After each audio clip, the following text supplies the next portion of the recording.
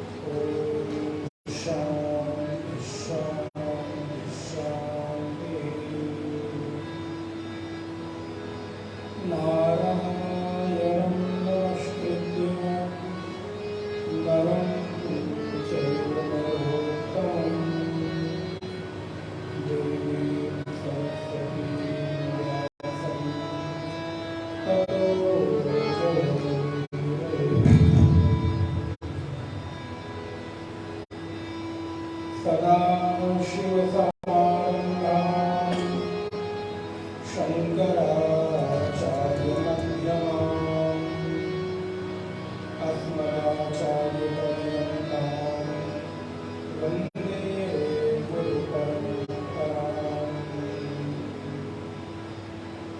वागर्धाइव सम्पृक्तौ वागर्धप्रतिपत्तये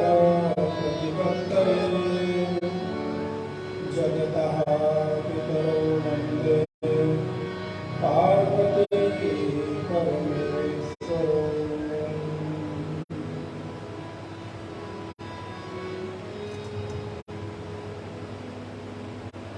या देवी सर्वभूतेषु स्मृतिरूपेण संस्थिता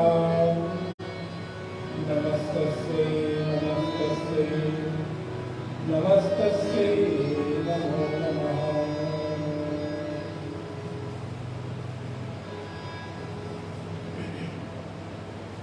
या अनुरागी चित्त की गति न जाने कोई, जो जो भोगत श्याम रंगे त्यों त्यों ज्वल होते। जो जो भोगत श्याम रंगे त्यों त्यों ज्वल होते। आइए भगवत नाम संकीर्तन बड़े प्यार से बड़े भाव से।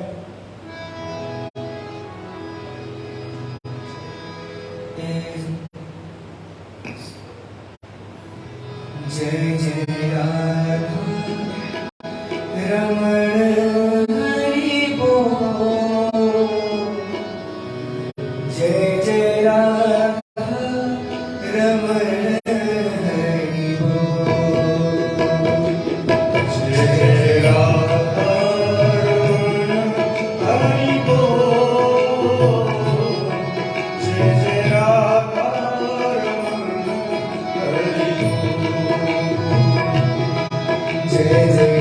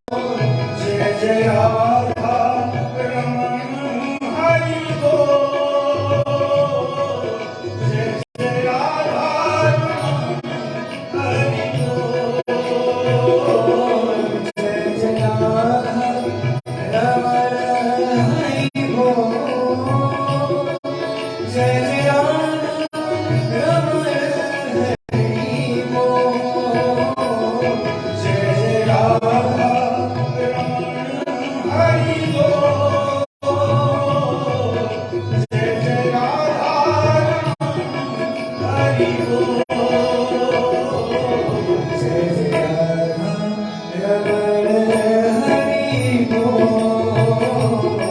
जय जय राधा रमण हरि बोल। जय जय राधा रमण हरि बोल। जय जय राधा रमण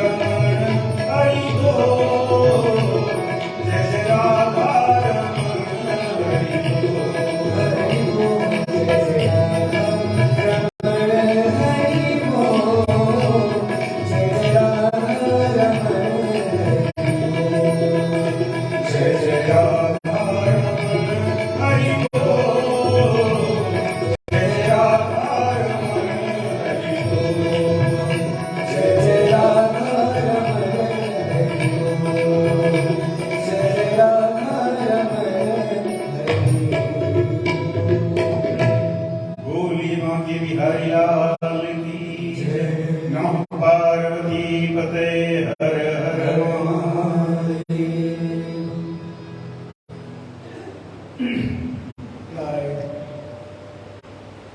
भगवान की अनंत कृपा। नारायण पूज्य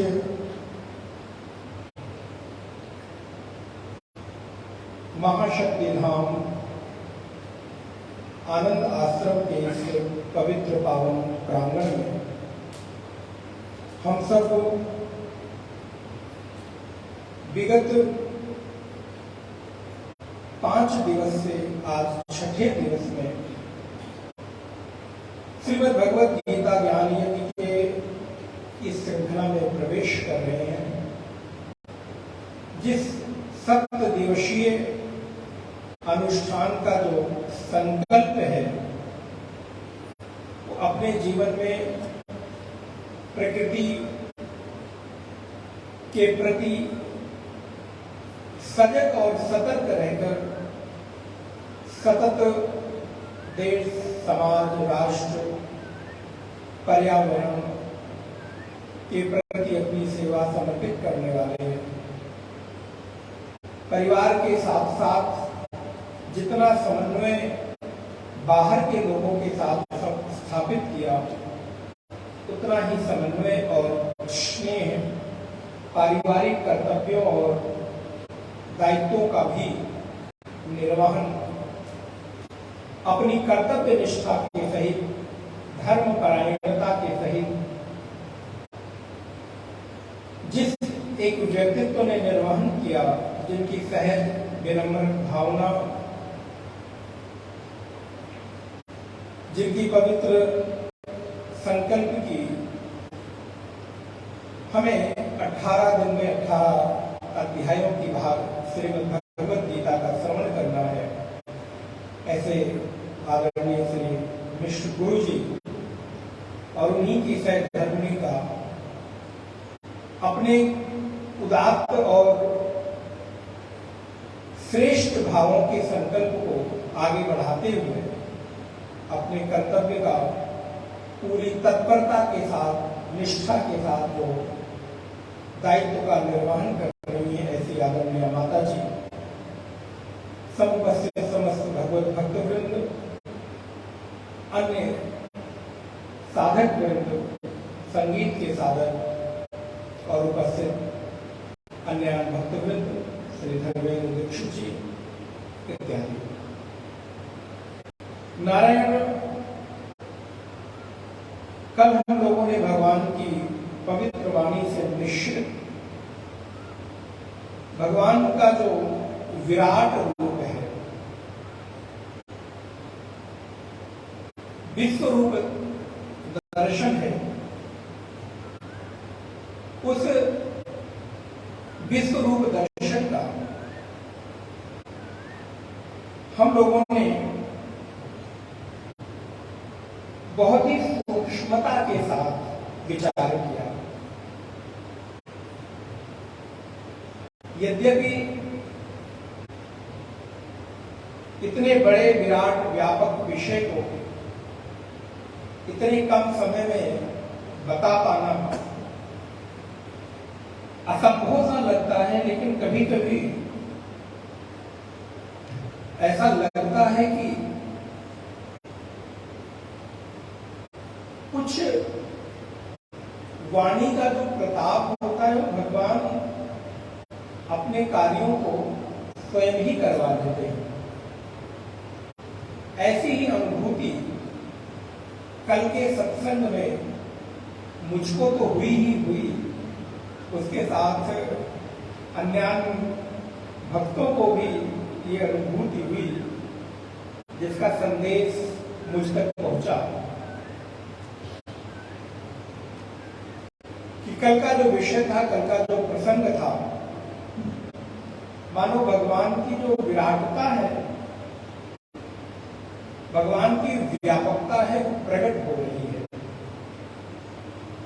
यद्यपि अपनी वाणी में तो ऐसा कोई प्रभाव है नहीं, लेकिन भगवान अपनी वांगमयी सेवा जो करवा लेते हैं, कब जो करवाना होता है, लेकिन फिर भी प्रयास तो ये रहता है कि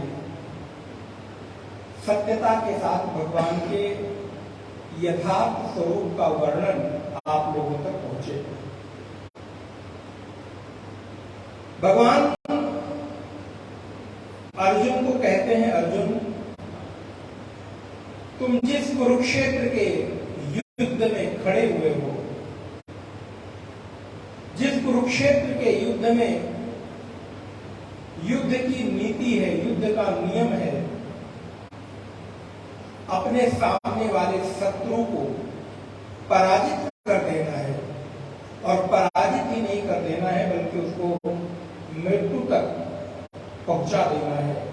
ऐसे परिस्थितियों में खड़ा हुआ, ऐसी मना स्थितियों से घिरा हुआ अर्जुन, जो विषाद से, अवसाद से, मनोरोग से ग्रसित है, आज वो अर्जुन अट्टहास लगाकर भगवान की कृपा की अनुभूति कर रहा है। आप ये कल्पना करके देख सकते हैं,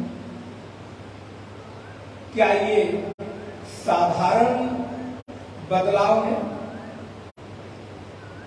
ये बदलाव साधारण नहीं है, ये बदलाव व्यापक है।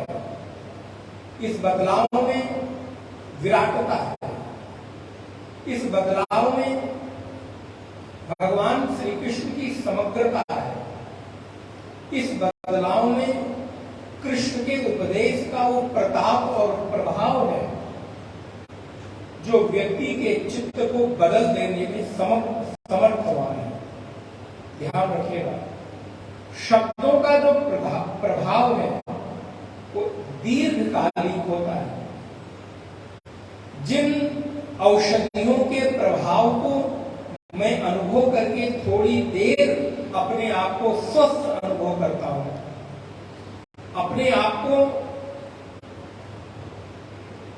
सहज अनुभव करता हूं, वही अनुभव यदि किसी शब्दों के माध्यम से मेरे चित्त में, मेरे मनोरोगों की दवा कर दी जाए, तो वो औषधि जीवन पर्यंत आपको स्वस्थ रखती है। जो सामर्थ्य किसी बाहर की औषधि में नहीं है, जो औषधि शब्द रूपी शब्दों के माध्यम से आपके हृदय में प्रवेश करती है। और कृष्ण ने अर्जुन को कोई दवा नहीं खिलाई है। कृष्ण जैसे वैद्य ने अर्जुन जैसे रोगी को कोई जड़ी बूटी नहीं पिलाई, बल्कि अपने शब्दों के माध्यम से अर्जुन के जीवन के भीतर का जो इलाज है, भीतर का जो रोग है, उस पर प्रहार किया है।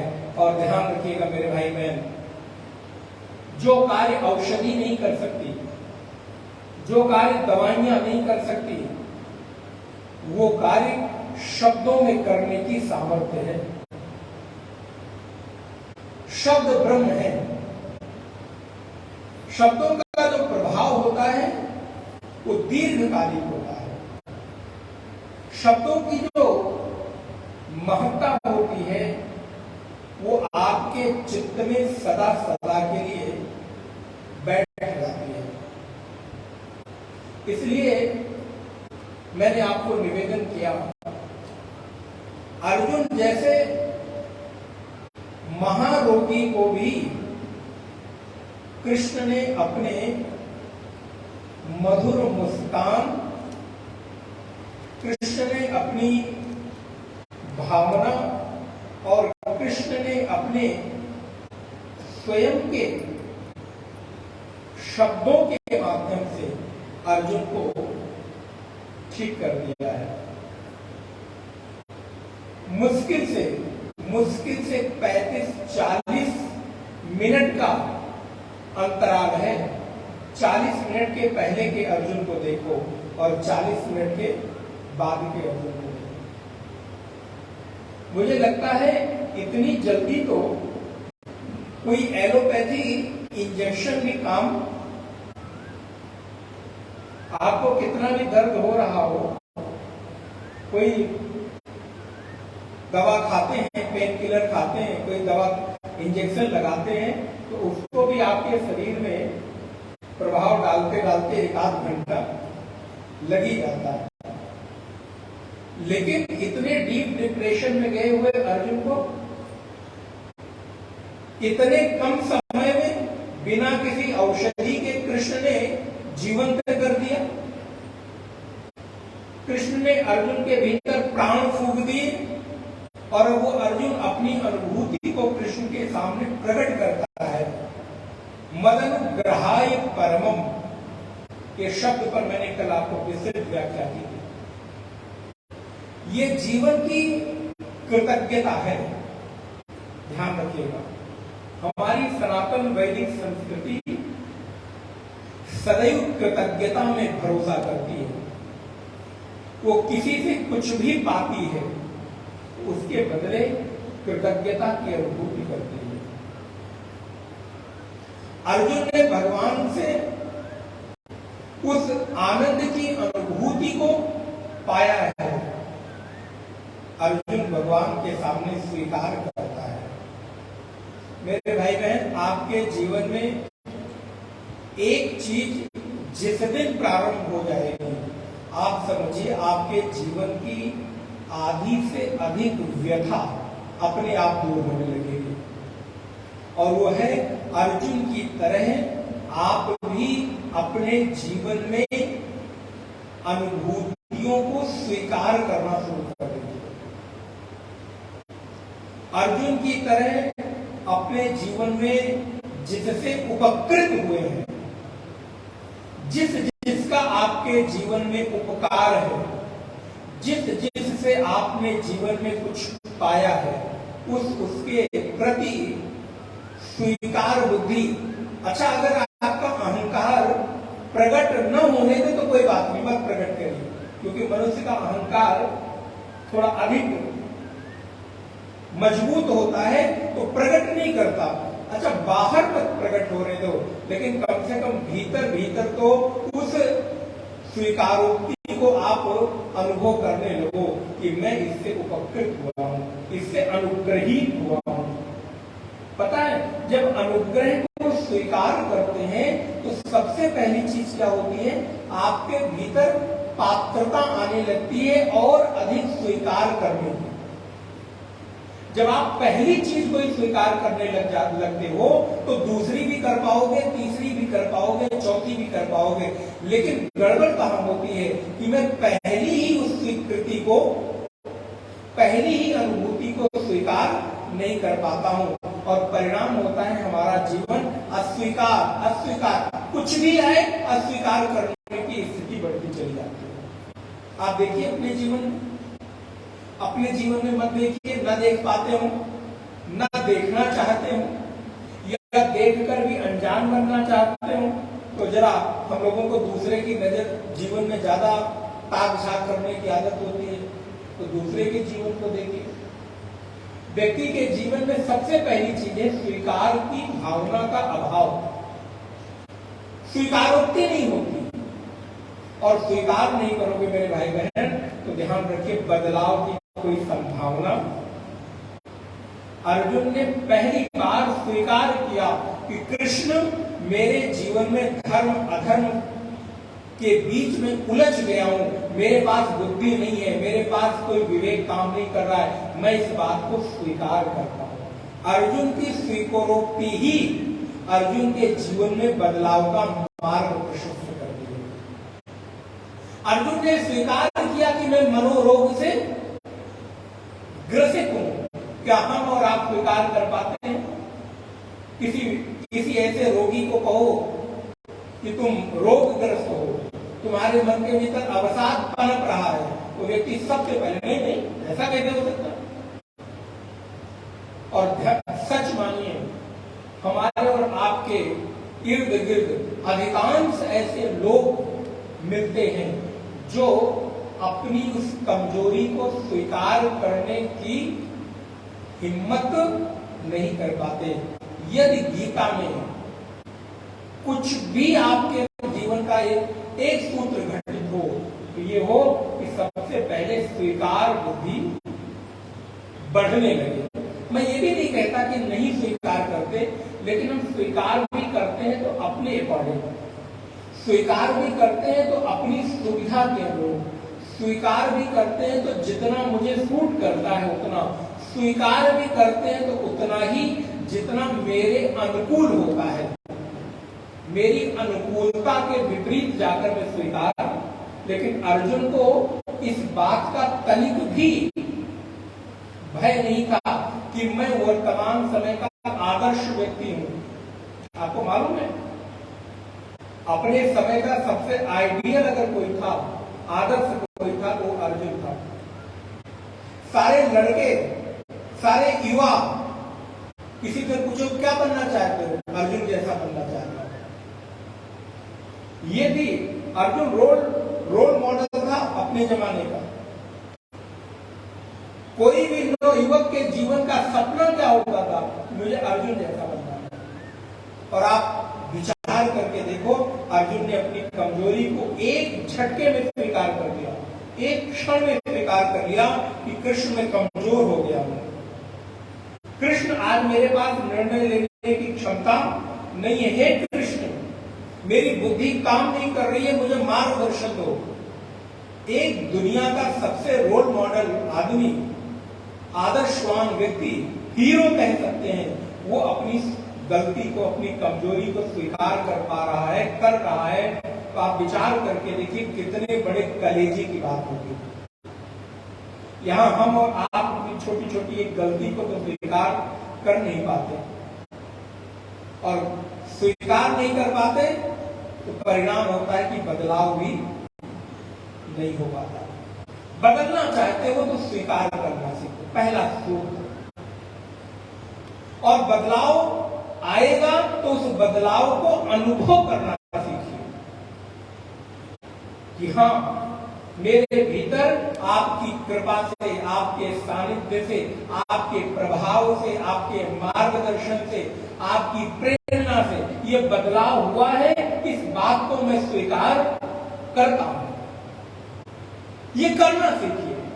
और जिस दिन इस बदलाव को मैं स्वीकार करना सीखूंगा, मेरे भाई बहन ध्यान रखिए, आपके भीतर इतना परिवर्तन आएगा कि आप कल्पना भी नहीं कर सकते। लेकिन सर्वप्रथम ये साहस तो आए, सर्वप्रथम ये हमारे भीतर हिम्मत तो जागृत हो। बस मैं पहली ही जगह हार जाता हूं, और जब पहली बार हार गए तो फिर जीवन में हार तो होती ही रहेगी। इसलिए क्या करना है, अर्जुन के तरह बदलाव को स्वीकार करना है, और जब बदलाव को स्वीकार करोगे तो विराट का दर्शन होगा ही होगा। अब थोड़ा और आध्यात्मिक होइए, आप इस बदलाव को स्वीकार कीजिए कि आप जीव नहीं हैं, आप उस परमात्मा के अंश हैं। तो आप मरोगे, आपके जीवन में दुख है, आपके जीवन में विषाद है, इससे ऊपर उठ के मैं परमात्मा का अंश हूं, ये बदलाव आपके भीतर पैदा होने लगेगा। गीता का उद्देश्य क्या है? खाली सुन लेना ना। गीता का उद्देश्य है, जैसे अर्जुन विषाद से प्रसाद की यात्रा करता है, वैसे मैं भी अपने जीवन में दुख से सुख की यात्रा करूं। इसी का नाम गीता है। पूरी गीता को एक शब्दों में, एक वाक्य में अगर परिभाषित करना हो तो विषाद से प्रसाद की अनुभूति का नाम ही गीता है। दुख से सुख की ओर बढ़ जाने का ही नाम गीता है। अल्पता से विराटता की अनुभूति का नाम ही गीता है। सूक्ष्मता से अपने भीतर उस चैतन्यता की अनुभूति का नाम गीता है। और इस शरीर से देवताओं की ओर, देवत्व की ओर आधान हो जाए, इसी यात्रा का नाम ही तो अर्जुन है। हमें आपको अगर अर्जुन बनना है तो कम से कम ये स्वीकार तो करना ही पड़ेगा, ये तो मानना ही पड़ेगा। और क्या मानना पड़ेगा? गीता के इस 11वें अध्याय का 38वां श्लोक देखिए।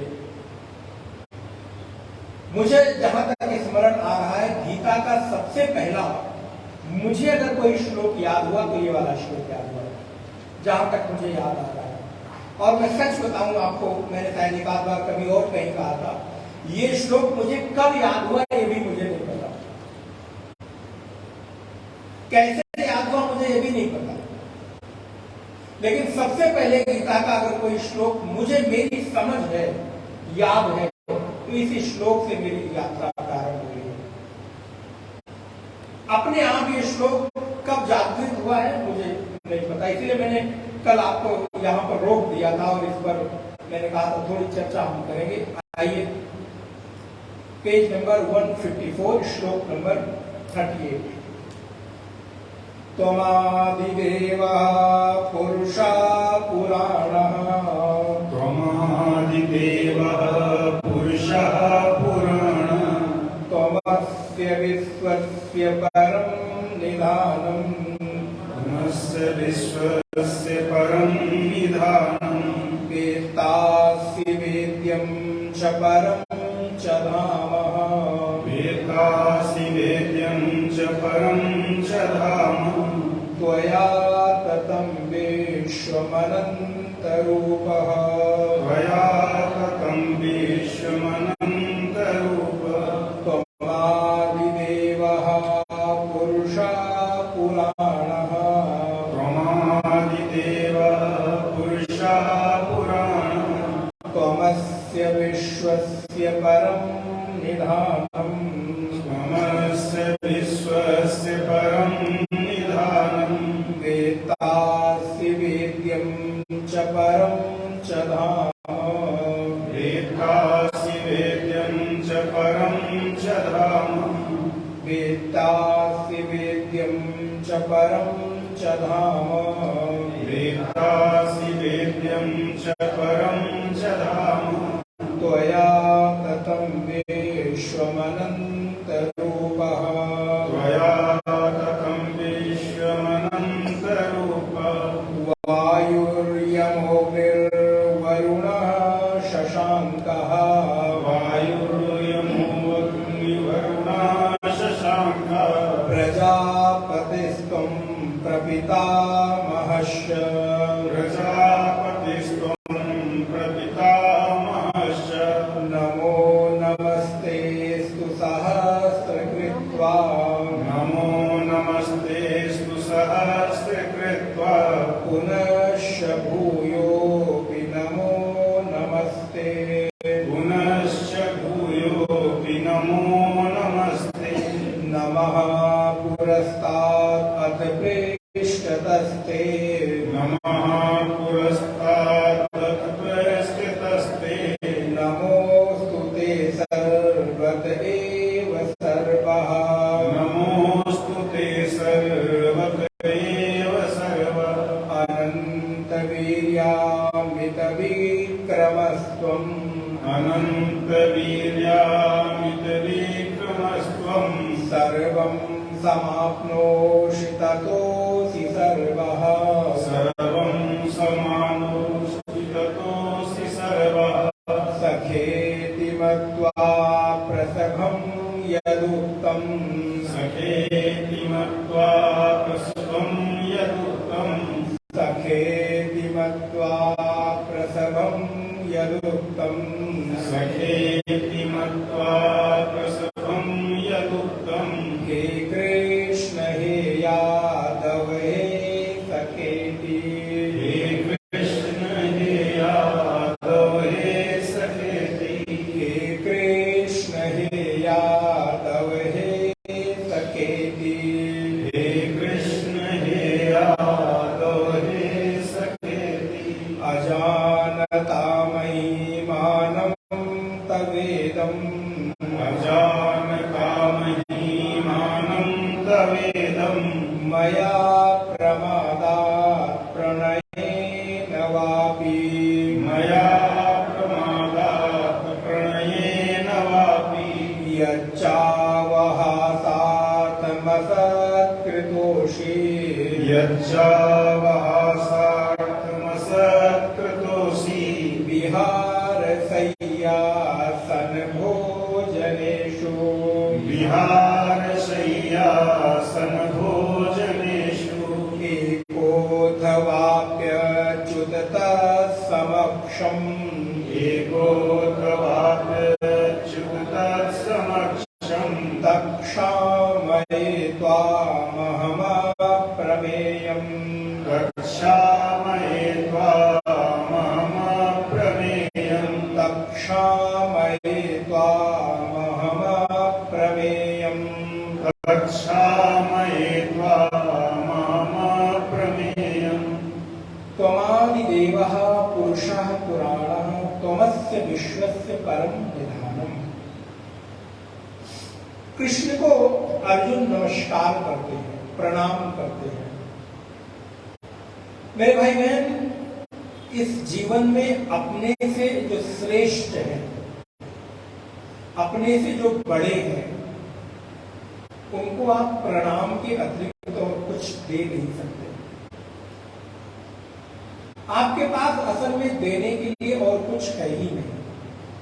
आप और जो कुछ भी देना चाहते हो, वो कहीं ना कहीं अपने प्रभाव को दिखाने के लिए देने की भावना जागृत होती।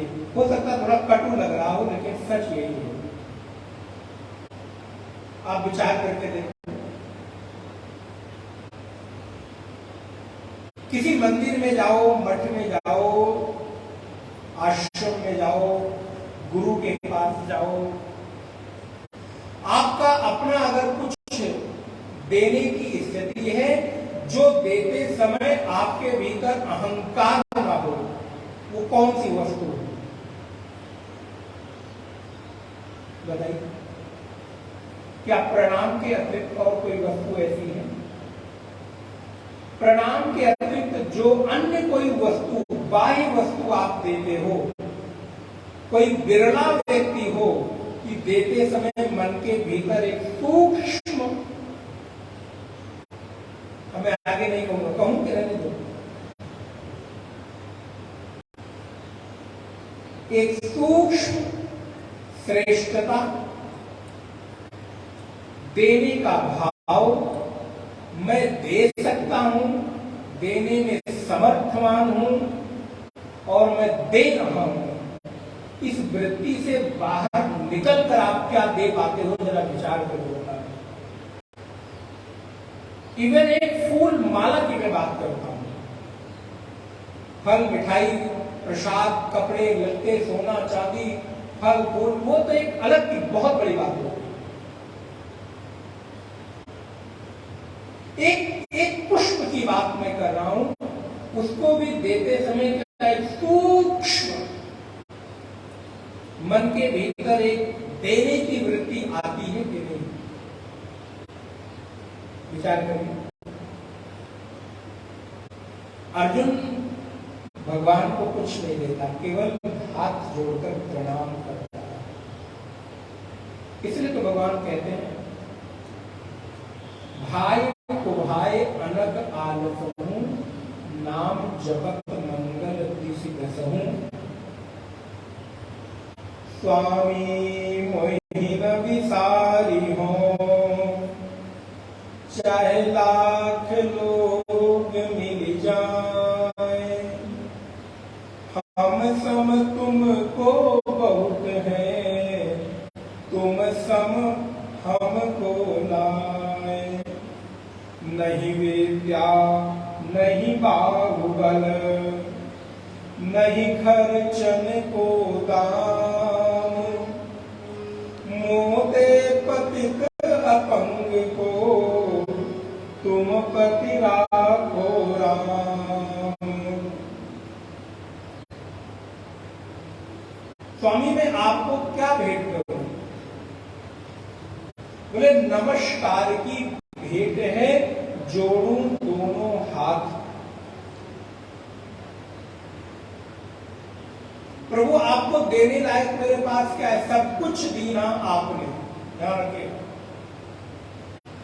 सब कुछ दीना आपने, भेंट करूं क्या नाथ, नमस्कार की भेंट है, जोड़ूं दोनों हाथ। अर्जुन आज कृष्ण की कृपा की कृतज्ञता में इतना डूब गया है,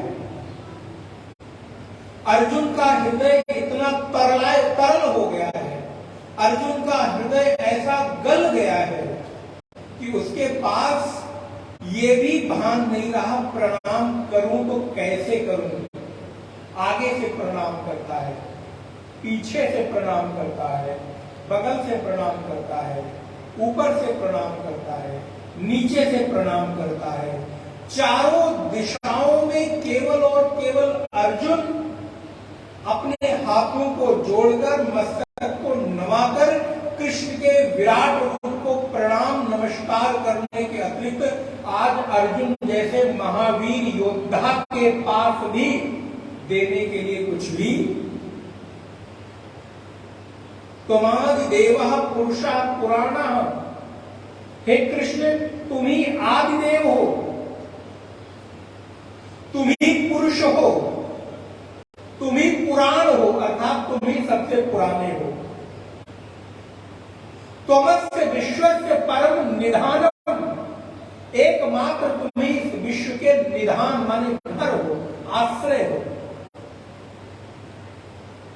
वेत्तासि वेद्यम, इस संसार में अगर जानने लायक कोई है तो केवल और केवल आप ही वेत्ता हो, और संसार में जो कुछ जानते हो मेरे भाई बहन सब जानना निरर्थक है, व्यर्थ है। ध्यान रखिएगा, जो कुछ आप इस संसार में जानते हो सब कुछ जाना हुआ यही छूट कर जाना है। एक चीज अगर कोई चीज जाएगी आपके साथ तो कृष्ण को जितने अंश में जान लोगे उतना ही तुम्हारे साथ जाने वाला है। बल्कि सब कुछ अन्य सब कुछ जो कुछ भी संसार में जानोगे संसार का संसार में ही, ये संसार का नियम है।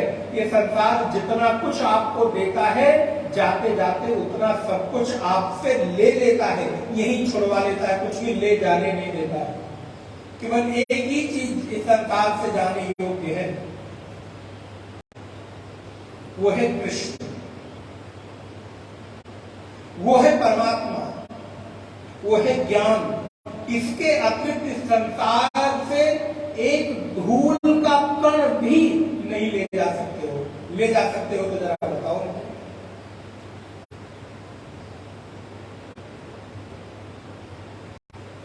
दुनिया को जीतने वाला सम्राट सिकंदर तथाकथित जैसा कहा जाता है, दुनिया ने अपने प्रताप से, अपने बल से, अपने युद्ध से सारे विश्व को मानो उसने विजयी कर दिया हो।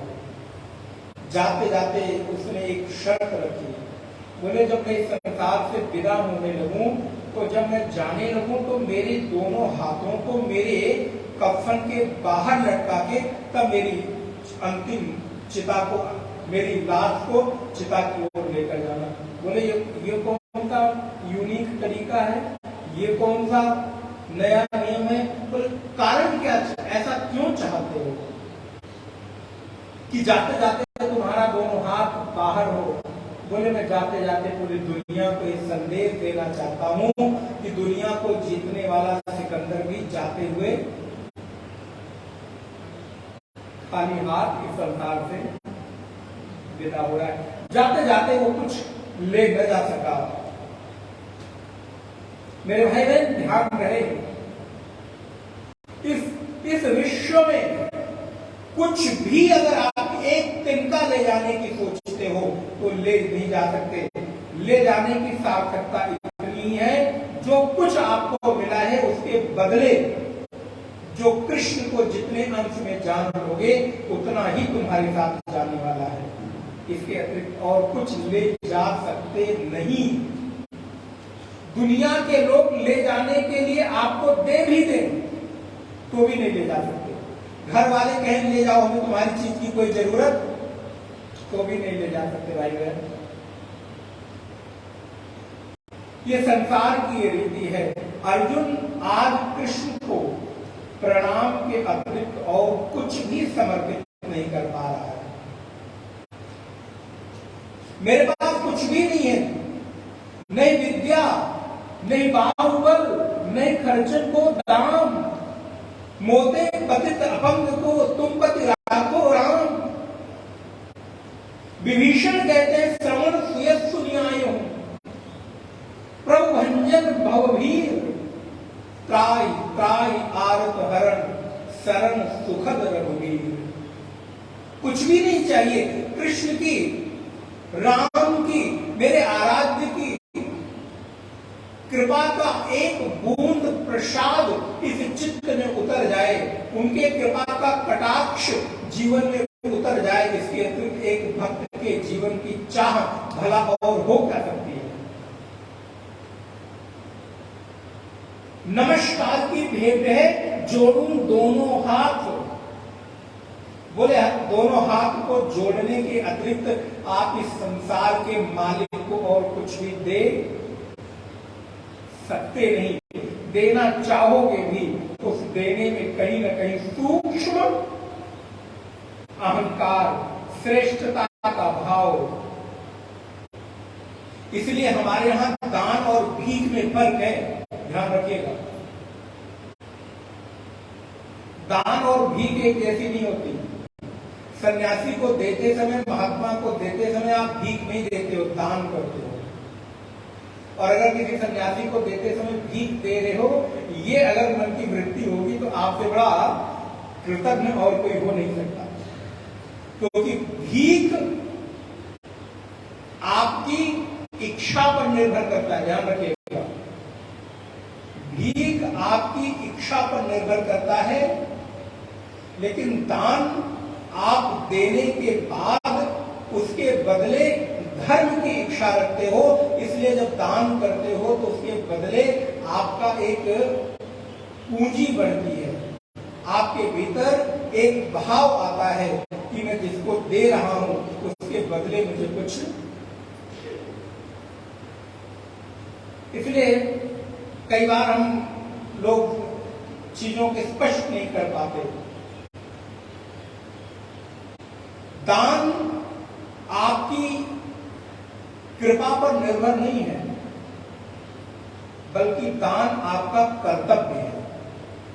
भिक्षा आपका कर्तव्य नहीं है, आपकी स्वेच्छा है, लेकिन दान आपका कर्तव्य है। और दान केवल धन का नहीं है, हर वो चीज जो आपके पास श्रेष्ठ है उसको दिया जाना ही दान कहलाता है। निकृष्ट वस्तु का दान नहीं होता, ये भी ध्यान रखिएगा। घर में काम नहीं आ रही तो वो दान कर देते, बोले नहीं, वो दान नहीं कहलाता है।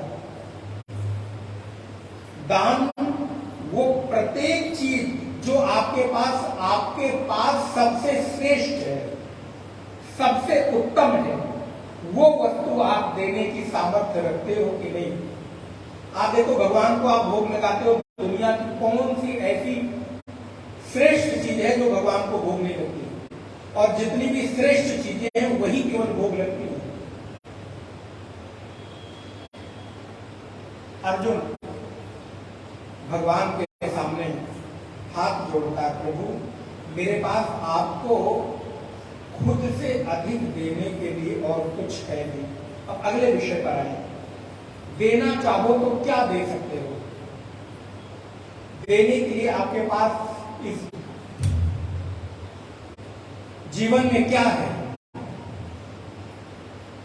स्व को समर्पित करने से अधिक इस संसार में और कुछ भी आपके पास देने के लिए है नहीं।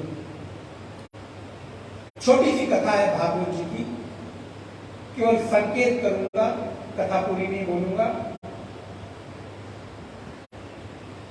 भगवान विष्णु ने अपना रूप बनाया, विष्णु ही वामन बन गए हैं। महाराज बलि के यज्ञ में पहुंचते हैं, कथा आपको स्मरण आ गई। एक छोटा सा बटुक ब्राह्मण महाराज बलि से दान की इच्छा करता है कि आप मुझे कुछ दान करो, मैं याचना करने के लिए आपके द्वार पर आया हूं। महाराज बलि ने कहा, क्या चाहिए? 3 पग भूमि चाहिए। बस ये ब्राह्मण भी ना अल्प संतोषी होते हैं। महाराज के सामने आए हो, इतने बड़े राजा के सामने आए हो, 3 पग भूमि, अरे मांगना होता 2-4 गांव मांग लेते। महाराज वामन कहते हैं, नहीं नहीं, मुझे तो 3 पग भूमि चाहिए। और आप सबको मालूम है, भगवान ने जब नापना शुरू किया है, पहले ही कदम में, पहले ही पग में भगवान ने पूरा का पूरा साम्राज्य नाप लिया है। दूसरे पग में पूरे के पूरे लोगों को नाप लिया है। बलि बता, तीसरा कदम, तीसरा पग कहां रखूं? मैंने तो तेरे से 3 पग भूमि मांगा था, अभी तो 2 ही हुई है, तीसरे को कहां नापूं? महाराज बलि आकर वामन के सामने बैठ जाते हैं। हे ब्राह्मण देव, आपने सब कुछ नाप लिया है, पर को नाप लिया है। ध्यान रखना, जो आध्यात्मिक साधक है ध्यान रखेंगे। आपने अभी तक मेरा पर नापा है, लेकिन मेरा स्व नापा नहीं है, मेरे मैं को नहीं नापा है। तीसरे पग में मेरे शीश के ऊपर अपना चरण रखिए और मेरे मैं को नापकर तीसरे पग को भी नापकर मुझे कृतार्थ कर दीजिए। ये है दान। अर्जुन ने दान किया है। क्या दान किया है? मैं को दान किया है, स्व को दान किया है। इस जीवन में एक फूल देकर, फल देकर, कुछ वस्तु, कुछ सामग्री देकर मैं देने की का दंभ भरता हूं, लेकिन क्या देने में मैं स्व को दे सकता हूं? मैं को दे सकता हूं? महाराज बलि ने वामन को मैं दिया है, स्व दिया है। गुरुदेव आप मुझको नाप कर और तीसरे पग को मेरे शीश पर रखिए। अर्जुन कहता है, हे कृष्ण, वेत्तासि वेद्यं च परम च धाम। इस संसार में यदि जानने लायक कोई है तो केवल और केवल कृष्ण है। मेरे भाई, ये संसार को जितना जानोगे, ये संसार उतना ही अपने अधूरेपन का एहसास कराएगा। ये संसार को जितना जानते जाओगे, उतना ही आपको आपकी अज्ञानता का बोध कराता जाएगा। ये संसार जितना पाते जाओगे, उतना ही अधूरेपन का एहसास कराएगा। इसीलिए इसको संसार कहते हैं। संसरति संसारः, जो सरक रहा है उसी का नाम, जिसको पकड़ना तो चाहो लेकिन पकड़ न सको, उसी का नाम संसार है। और जो बिना पकड़े भी सदा सदा आपका है, उसी का नाम परमात्मा है। विचार करिएगा। अच्छा, आप इस संसार में किसको पकड़ना चाहते हो? परमात्मा को कि संसार को? हमारे आपके जीवन की पूरी भाग दौड़ केवल और केवल संसार को पकड़ने की है। पकड़ कर भी एक आज तक पकड़ में, अपने पकड़ने होने का भ्रम तो पैदा करता है, लेकिन पकड़ में कभी आता, और जितना पकड़ में आएगा उतना अधूरा ही आएगा। संसार को आज तक पूरा किसी ने आज तक संसार किसी को पूरा पकड़ में आया ही नहीं है। ये संसार जितना पकड़ोगे उतना ही अधूरापन, उतने ही कमी का एहसास कराएगा। परमात्मा, उसको जितना भी पकड़ोगे उतनी ही पूर्णता की अनुभूति कराएगा। पूर्णता की अनुभूति का नाम परमात्मा है, और अधूरेपन की अनुभूति का नाम ही संसार है।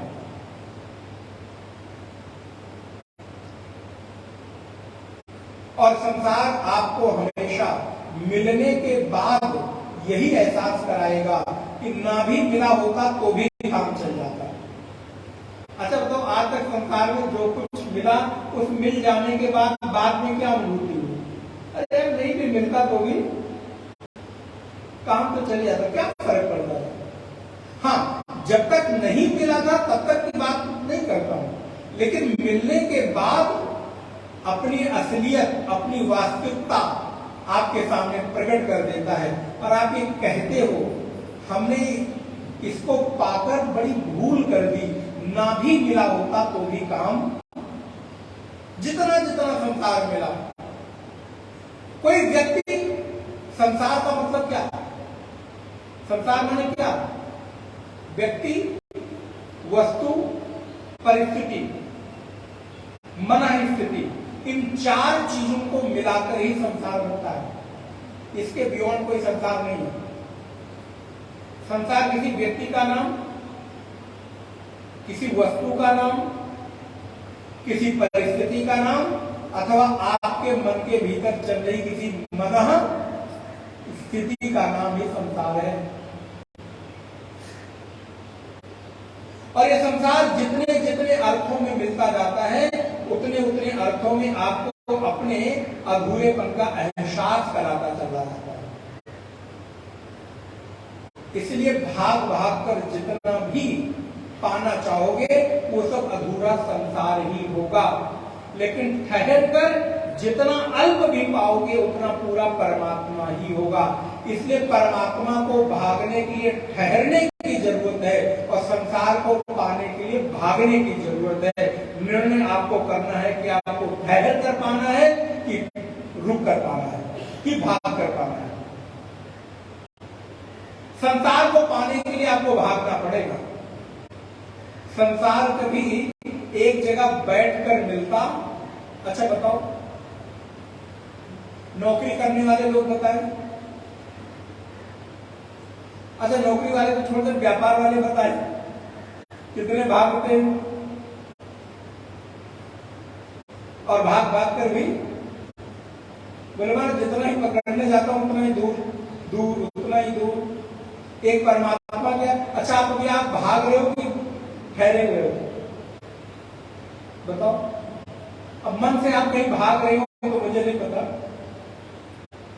लेकिन यहाँ परमात्मा की जो चलता, परमात्मा के मिलने की आपको अनुभूति, वो भाग कर हो रही है, ठहर कर हो रही है? और अभी जहां से आप आ रहे हो वहां से बोले महाराज दौड़ते भागते गिरते पड़ते उठते बैठते किसी तरह पहुंच गए बस। हाँ, भागते दौड़ते आप किसी तरह पहुंच जाओ, बस उतना ही काम हो गया। उसके बाद फिर आपको भागने की जरूरत,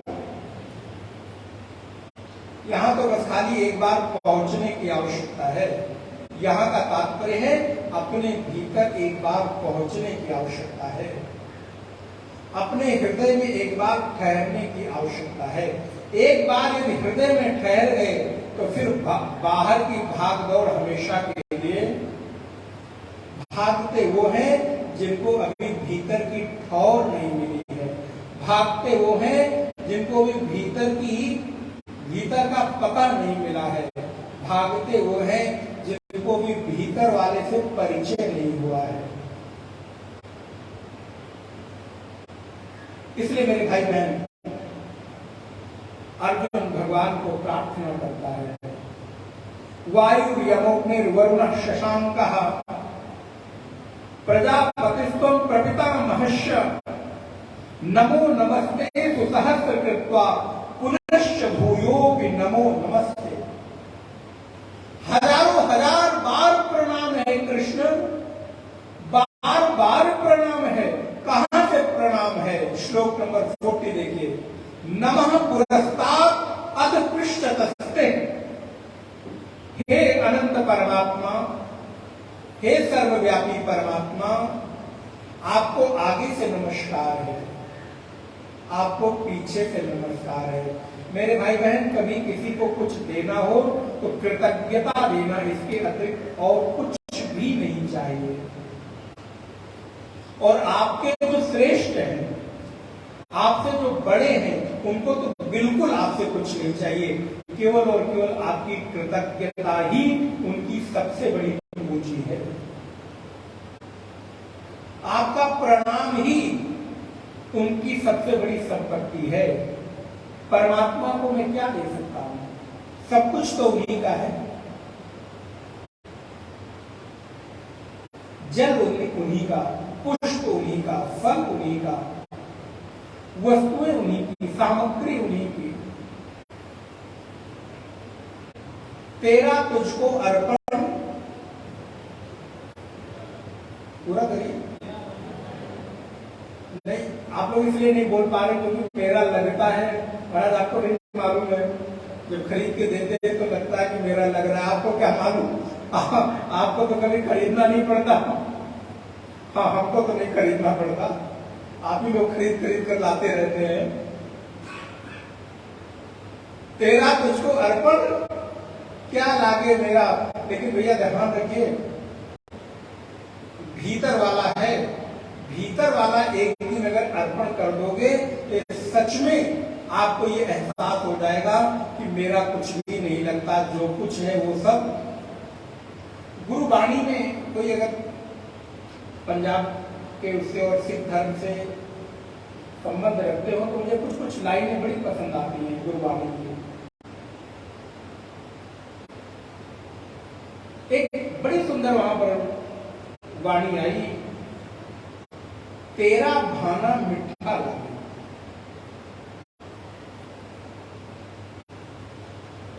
प्रभु से प्रार्थना करता है कि प्रभु तेरा भाना मिठा लगे। तुम्हारा जो करना है, तुम्हारा जो होना है, वो मुझे हर तरह से मीठा लगता है। आपके होने में कभी कहीं भी किंचित भी मुझे विपरीत अनुभव नहीं होता। मुझे सब कुछ मीठेपन का एहसास होता है। क्या आपका चित्त इस मिठास की अनुभूति कर पा रहा है कि नहीं, करता है कि नहीं? यदि करेगा ना तो आप केवल और केवल प्रणाम करेंगे। कहां से? बोले आगे से कृष्ण प्रणाम, पीछे से प्रणाम। नमोस्तुते सर्वत एव सर्वः, सभी ओर से आपको प्रणाम है। मेरे भाई बहन, आपको कभी कुछ देने का मन करे और आप न दे पा रहे हो ना, कभी कभी होता है ना, आप लोगों को इच्छा होती है मैं भी आपको ये दे पाता, मैं भी आपको ये दे पाती।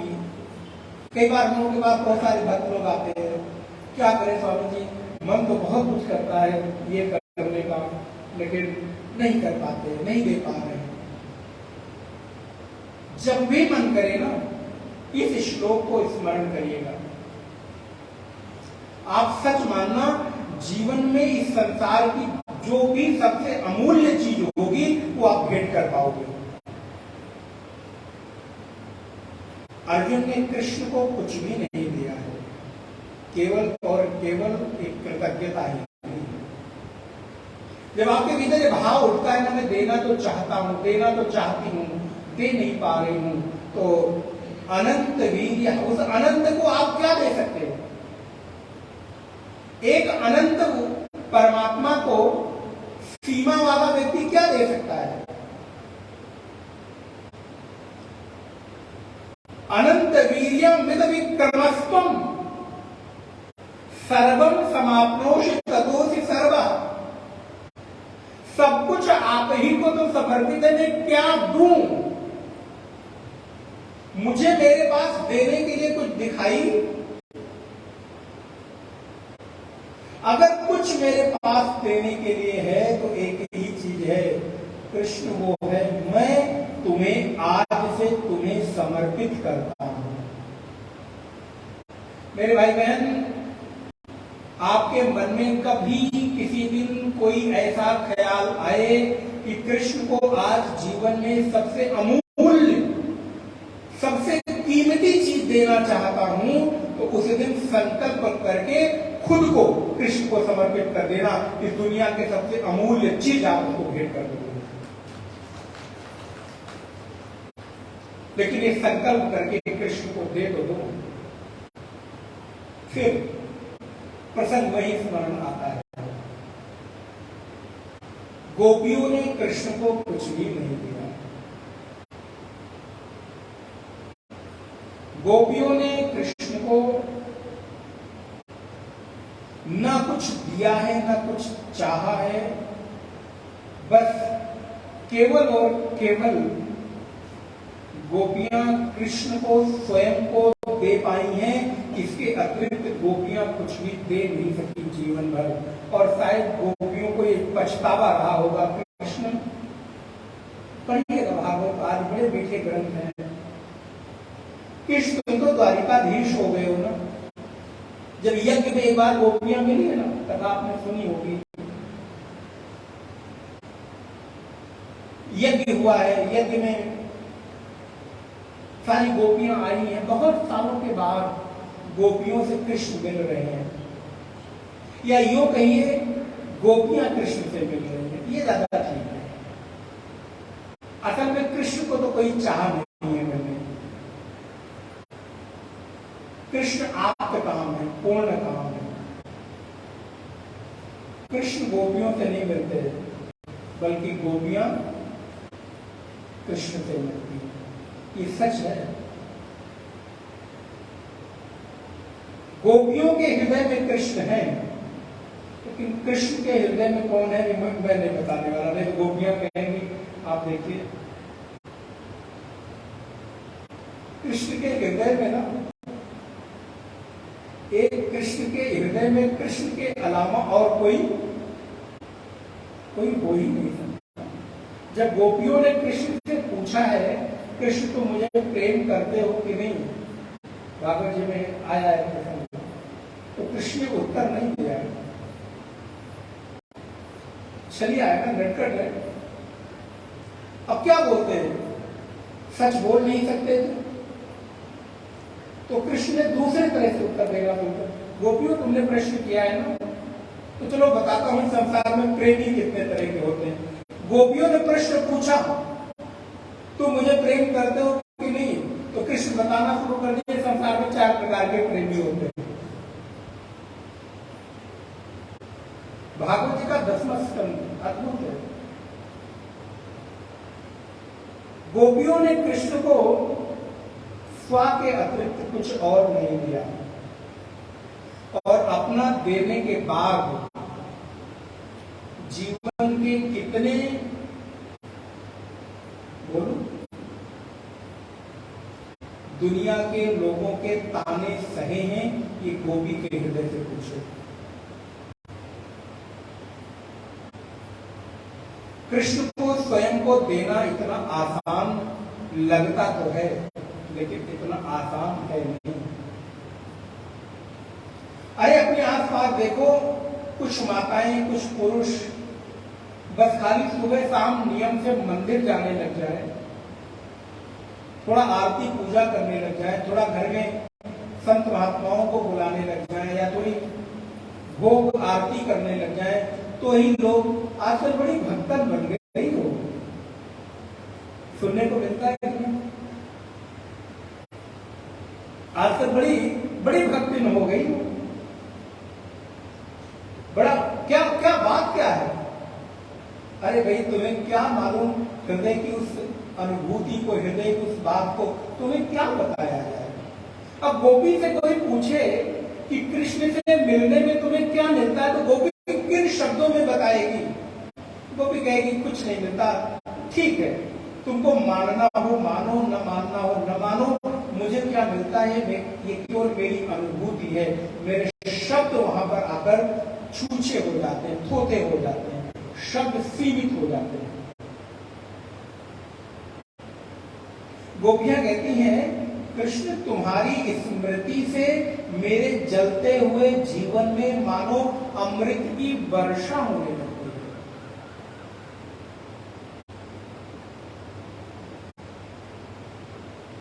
गोपियां कहती हैं, कृष्ण तुम्हारा स्मरण, तुम्हारा सुनना मेरे कानों के भीतर मंगलमयता घोलता है, अमृत घोलता है। तव कथामृतम तप्त जीवनम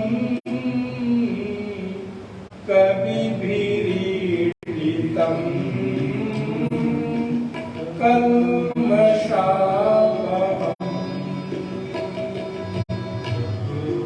जयति तेऽधिकम्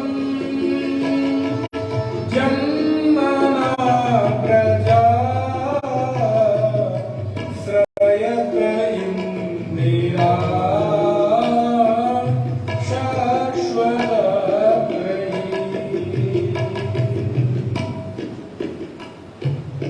जयति तेऽधिकम् जन्मना प्रजा शयत इंदिरा सश्वरा दत्रहि तव कथामृतम तप्त जीवनम। गोपियों के हृदय की अनुभूति को जरा सुनिएगा। तव कथामृतम तप्त जीवनम, जैसे रेगिस्तान में, मरुस्थल में कोई तपता हुआ व्यक्ति प्यास से व्याकुल हो रहा हो और उसको शीतल जल मिल जाए। ये तो उदाहरण बहुत छोटा है, मेरे पास उदाहरण नहीं है, शब्द नहीं है देने के लिए।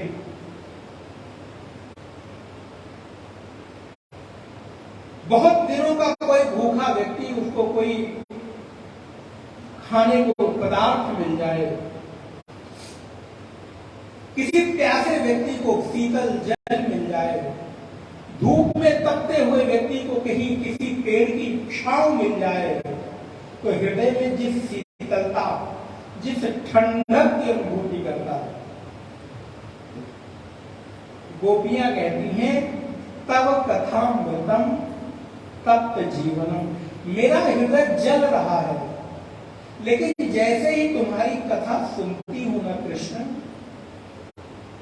मेरे जलते हुए जीवन में ठंडक, मेरे जलते हुए हृदय को, मेरे जलते हुए कलेजे को ठंडक मिल जाती है। एक भजन आपने सुना, जैसे तरवर की जलते हुए तरवर की छाया, ऐसे क्या है, याद है? याद है? एक लाइन सुना।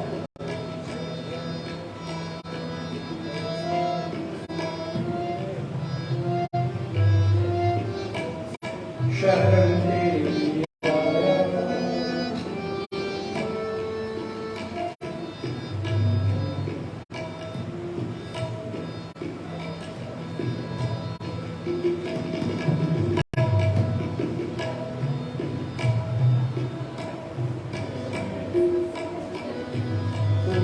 सूरज की गर्मी।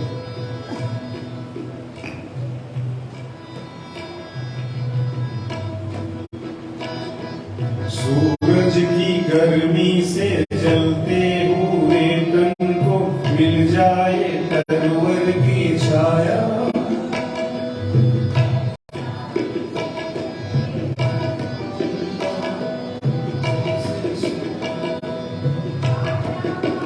मेरे सूरज की गर्मी से जलते हुए तन को मिल जाए तरवर की छाया। ऐसा ही सुख मेरे मन को मिला है, मैं जब से शरण तेरी आया।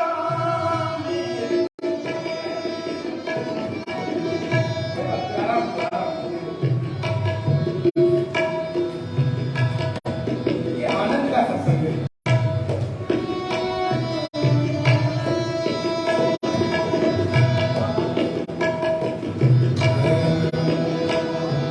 सूरज की गर्मी से जलते हुए तन को मिल जाए तरवर की छाया। सूरज की गर्मी से जलते हुए तन को मिल जाए तरवर की छाया। ऐसा ही सुख मेरे मन को मिला है, जब से शरण तेरी आया।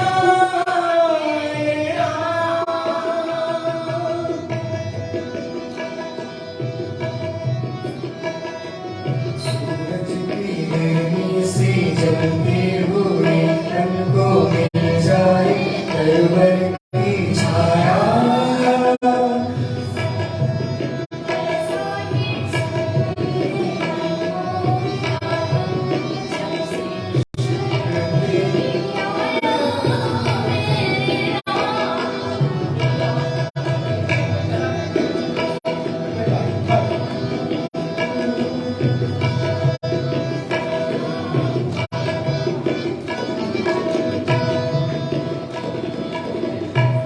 इसके लिए आप लोग भाव समझ रहे होंगे जो कहना चाह रहे हैं। श्री सच्चिदानंद भगवान की जय। ये मेरी कमी है इन लोगों के लिए। मैंने पहले से बताया कि अचानक से बोलेंगे तो स्वाभाविक है ना, तो ये तो मैं प्रवचन के क्रम में भाव आया इसलिए। जयति तेऽधिकं जन्मजा प्रजा श्रयति इन्दिरा शश्वतश्री। जयति देशतां दीक्षुतावता स्वदीर्घा स्वं दीर्घवन्दते। कबु कथामृतं तप्त जीवनम् कविधिरीडितं कल्मषापम् श्रवणमङ्गलम् श्रीमदागतम् भूमि गृह्णन्ति ते पूरिता जना।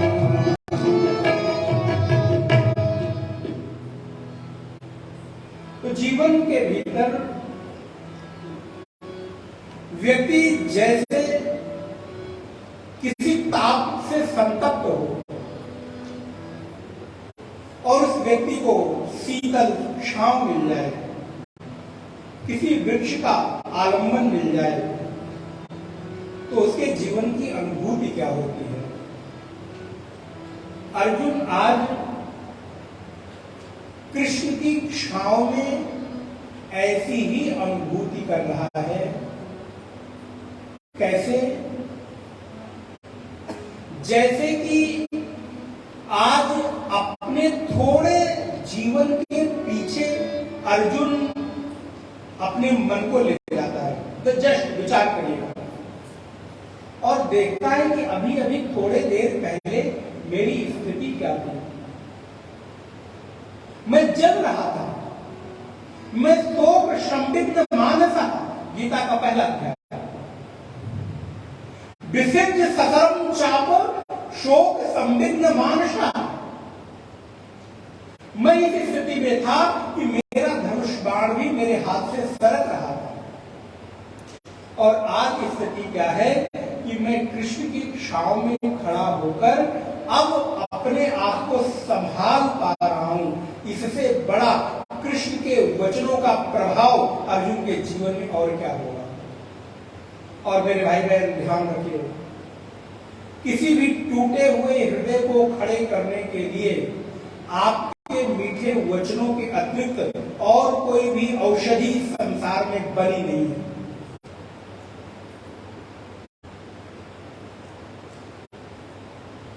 आप किसी ऐसे व्यक्ति के हृदय पे शासन करना चाहते हैं, शासन से तात्पर्य है उसके हृदय में अपना स्थान सुनिश्चित करना चाहते हैं। उसके लिए केवल और केवल एक ही व्यवहार है आपके जीवन में, वो है कि आप अपने व्यक्तित्व के द्वारा, अपने आचरण के द्वारा, अपने जीवन के द्वारा उस व्यक्ति को शीतलता की, छांव की अनुभूति करा पा रहे हैं कि नहीं करा पा रहे। अच्छा, आप कहां, कौन सी जगह पहुंचकर निश्चित होते हैं? जहां धूप होती है कि जहां छांव होती है? कितनी भी ठंडी लग रही हो, अगर धूप थोड़ी तेज हो जाए ना तो ठंडियों में भी आप भागकर, धूप में बहुत देर आप ठहर नहीं सकते, ठंडी चाहे कितनी भी क्यों ना। आपको भी ना कोई ऐसी छांव चाहिए, आपको भी कोई ऐसी शीतलता की जगह चाहिए, आपको भी कोई ऐसा ठौर चाहिए, ठौर जगह चाहिए जहां ये हृदय पहुंचकर निश्चिंत हो जाए। और वो ठौर केवल और केवल कृष्ण का ठौर है। अर्जुन याद करता है पुरानी बातें। ये श्लोक भी मुझे बड़ा पसंद आता है। हालांकि पूरा कभी कभी बोलना नहीं हो पाता, लेकिन फिर भी पुरानी स्मृतियां, मैंने आपको एक बार शायद इस सत्र में या कहीं कहीं तो बोला। असल में इतनी जगह हम लोग प्रवचन करते रहते, कहाँ क्या है प्रवचन में बात आती है, स्मरण नहीं रहता, लेकिन कहीं तो मैंने बोला था, इस जीवन में कई बार स्मृतियां जीवन जीने का सहारा बन जाती हैं। दोबारा रिपीट कर रहा हूं, कभी कभी आपके जीवन की कोई ऐसी परिस्थिति आपके सामने आती है जहां स्मृतियां ही आपके जीवन का आलंबन बचती हैं और कोई चीज बचती। अर्जुन के जीवन में पुरानी स्मृति जागृत हो आई है। अर्जुन कहता है, हे कृष्ण, मैंने अज्ञानता में, लेकिन देखिए फिर मैंने कहा, अर्जुन वो प्रत्येक चीज को स्वीकार करता है। स्वीकार करने की भावना आपके भीतर बढ़नी चाहिए। यदि आपके जीवन के भीतर हृदय में कृतज्ञता है तो स्वीकार बुद्धि आएगी आएगी। स्वीकार वही नहीं कर पाता जो कृतज्ञ होता है। आपके हृदय में कृतज्ञता होगी तो स्वीकार बुद्धि बढ़ेगी बढ़ेगी। कृष्ण, मैंने आपको ना अज्ञानता में, अनजाने में, पहले पता नहीं क्या क्या बोला है, लेकिन कृष्ण मुझे माफ कर देना, मेरी ऐसी कोई इंटेंशन नहीं था आपको बोलने का, मेरा ऐसा कोई भाव नहीं था, अथवा मैं आपकी महिमा नहीं जानता था, इसलिए मैंने आपको सखेति मत्वा प्रसभं यदुक्तं हे कृष्ण हे यादव हे सखेति अजानता मयि मानं तवेदं मया प्रमादा प्रणयेन वापि। हे कृष्ण,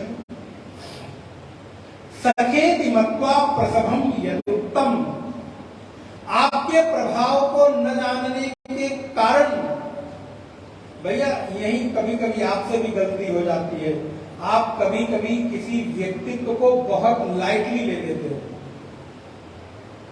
कभी कभी किसी व्यक्ति को क्या कहते हैं, टेकन फॉर ग्रांटेड ले लेते हो, बहुत हल्के में ले लेते हो, और परिणाम होता है कि मैं अनजाने में ही उसका अपमान कर देता हूं। आपसे ये गलती ना होने पाए। किसी महत् व्यक्तित्व के प्रति कभी आप प्रमाद के कारण, अज्ञानता के कारण भी कोई अपमान न होने पाए, ये ध्यान रखिएगा, क्योंकि परमात्मा सब कुछ बर्दाश्त करते हैं, सब कुछ बर्दाश्त करते हैं, लेकिन कभी अपने महत् जन के अपमान को बर्दाश्त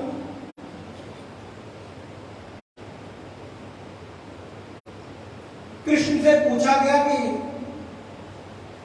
आपने तो प्रतिज्ञा की थी कि कुरुक्षेत्र के युद्ध में मैं अस्त्र शस्त्र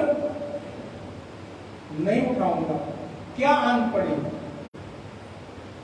बोले आन इसलिए पड़ी कि मेरे भक्त ने प्रतिज्ञा ले ली,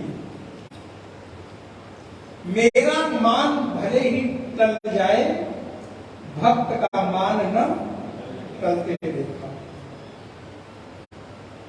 मेरा मान टल जाए, मेरा मान टल जाएगा, मेरा अपमान नहीं होगा, लेकिन मैं मेरे रहते मेरे भक्त का अपमान हो जाए, कृष्ण कहते हैं बर्दाश्त।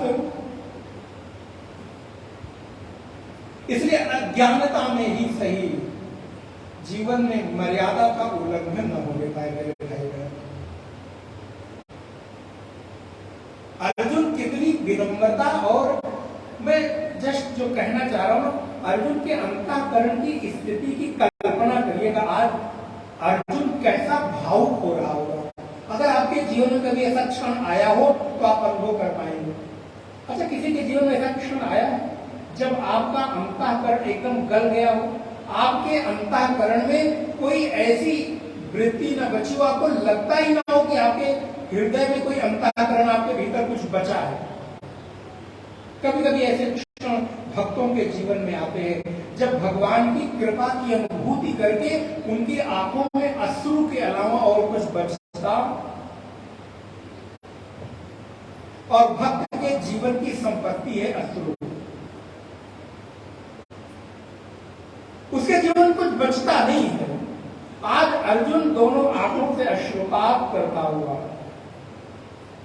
अर्जुन पहले अध्याय में भी रो रहा है, लेकिन उस रोते हुए अर्जुन की आंखों का आंसू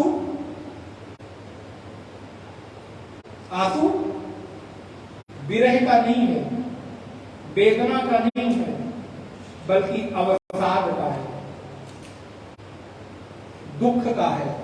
आज इस भावुक अर्जुन की आंखों का आंसू कृष्ण की विरह का है, कृष्ण के प्रेम का है, कृष्ण की स्मृति का है, कृष्ण के साथ बिताए हुए पुराने जीवन के उन पलों का है, जिन पलों को याद करके अर्जुन भावुक हो उठता है, कहता है सखेति मत्वा प्रसभं यदुक्तं, हे कृष्ण, हे यादव, हे सखेति अजानतां महिमानं तवेदं।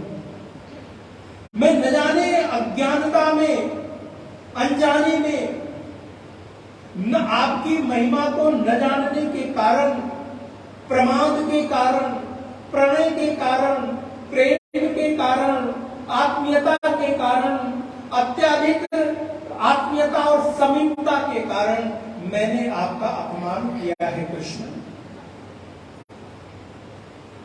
कृष्ण मुझे माफ कर दो, कृष्ण मुझे क्षमा कर दो, क्योंकि मेरे पास जो मैंने किया है उसके अतिरिक्त और कुछ अब याद करने के लिए है नहीं। मेरे भाई, याद रखना, भगवान की स्मृति में आपके नेत्र सजल हो जाए, आपके जीवन की असली पहचान आपकी यही है कि आपके जीवन में सजलता आती है कि नहीं, आपके नेत्र गीले होते हैं कि नहीं। क्या क्या किया है कृष्ण तुम्हारे साथ? यच्च वाहा सात मसत कृतोषी बिहार सैया सन भोजनेषु। तुम्हारे साथ आहार विहार, इतना ही नहीं, तुम्हारे साथ एक साथ सोया भी, एक ही बिस्तर पर हम लोग सो जाते थे कृष्ण, लेकिन नहीं, अब तुम्हारी महिमा ज्ञात हो गई। अब आपके बराबर तो बैठने की भी मेरी हिम्मत नहीं होगी। मैंने न जाने आपको अपना जूठा भी तो नहीं खिला दिया हो कभी। हमने साथ साथ भोजन किया, साथ साथ आहार विहार, आसन, भोजन, सब कुछ कृष्ण जो भी कुछ किया, तत्क्षामये त्वामहम प्रमेयम्। बस मैंने आपको निवेदन किया, आप जीवन में कुछ देना चाहो और दे ना पा रहे हो, अपने आराध्य को, अपने गुरु को, अपने से श्रेष्ठ को, इन श्लोकों को याद कर लेना। अर्जुन कहता है कुछ भी देने को नहीं है, बल्कि मेरे द्वारा कोई अपराध हो गया है तो कृष्ण प्रार्थना करता हूं तत्क्षामये, मुझे क्षमा कर दो कृष्ण। मैंने आपको कई बार निवेदन किया, इस जीवन को जीने के लिए क्षमा से बेहतर गुण और कोई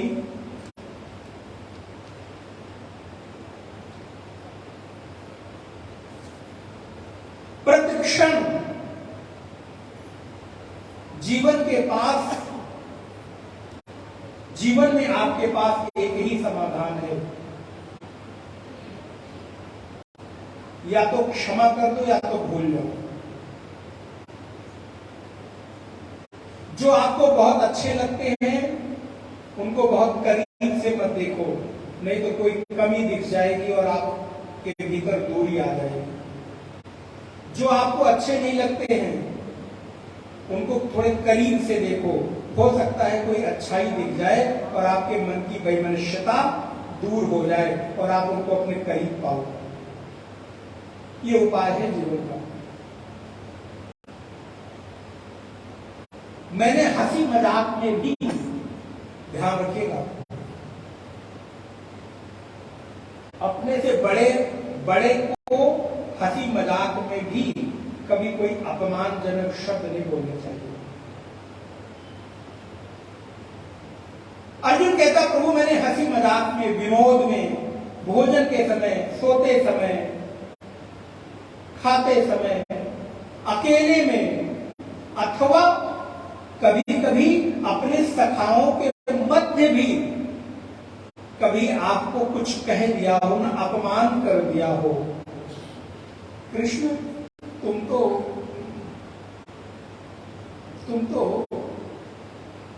दासों के पति हो ना। मैंने सुना है कृष्ण तुम कभी किसी की भूल को अपने मन में रखते नहीं हो। मैं अधम हूं, मैं पापी हूं, मैंने गलती की है, लेकिन आप तो अधमों के उदाहरण हो। प्रभु आप कृपा न करोगे तो कौन कृपा करेगा? कृपा की न होती जो आदत तुम्हारी, तो सुनी ही रहती अदालत तुम्हारी। जो दीनों के दिल में जगह न पाते, तो किस दिल में होती हिफाजत तुम्हारी। प्रभु मैं तुम्हारी शरण आया हूं, और मेरी जो जो गलती हो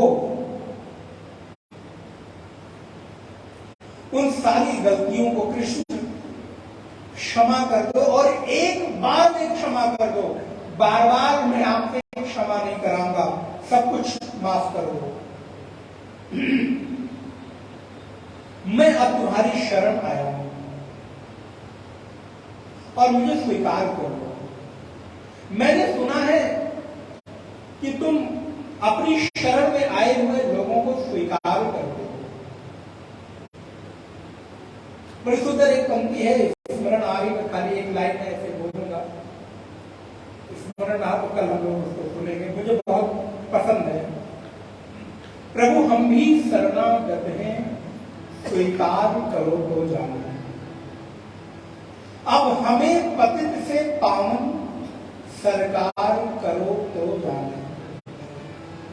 क्या मुखलय विनय सुनाए, प्रभु कैसे तुमको भाए। अगणित अपराध किए हैं, अर्जुन यही कहता है, अगणित अपराध किए हैं, उद्धार करो तो जाने। प्रभु हम भी शरणागत हैं, स्वीकार करो तो जाने। इसकी अंतिम पंक्ति तो मन में कभी कभी जब गुनगुनाते हैं, सुनते हैं तो आनंद आ जाता है। जीवन नैया जर जर है, पल पल विनाश का डर है। जीवन पल पल विनाश का डर है। आप बोलिए, जीवन नैया जर जर है, पल पल विनाश का डर है। जीवन नैया जर जर है, पल पल विनाश का है।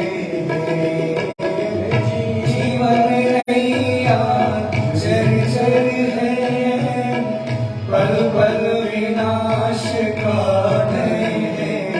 ऐसे ही पतित को,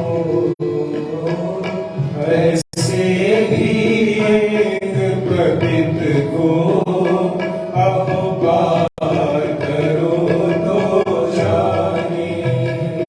ऐसे ही शरणागत हैं, स्वीकार करो तो जाने। प्रभु हम भी शरणागत हैं, स्वीकार करो तो जाने। प्रभु हम भी शरणागत हैं, स्वीकार करो तो जाने। क्या मुखले विनय सुनाए, हम कैसे तुम्हें मनाए। क्या मुखले विनय सुनाए, हम कैसे तुम्हें मनाए। अगणित अपराध किए हैं, अगणित अपराध किए हैं,